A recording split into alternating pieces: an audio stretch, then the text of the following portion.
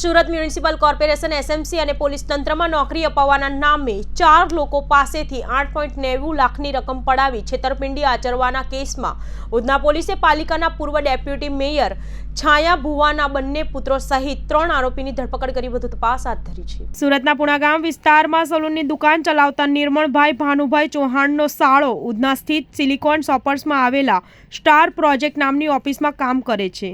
અહીં ઓફિસ ધરાવતા પાલિકાના પૂર્વ ડેપ્યુટી મેયર છાયા ભુવાના પુત્ર રાહુલ રશ્મિન ભુવાએ પોતાનું સુરત મહાનગરપાલિકા કચેરી અને પોલીસ તંત્રમાં મોટું સેટિંગ હોવાની વાતો જેનિસને કરી હતી। એટલું જ નહીં પરંતુ જેનિસને પોલીસ અને પાલિકામાં એકાઉન્ટ વિભાગમાં નોકરી અપાવવાની પણ રાહુલે લોભામણી લાલચ આપી હતી। નિર્મળભાઈએ પોતાના સાળા જેનિસ સાથે ઉધના સ્થિત સિલિકોન શોપર્સમાં આવેલી રાહુલની ઓફિસે વર્ષ 2021માં સંપર્ક કર્યો હતો। અહીં આવેલી ઓફિસમાં રાહુલ ભુવાની સાથે તેનો નાનો ભાઈ નીરવ અને હેમંત ચૌહાણ પણ હાજર હતા।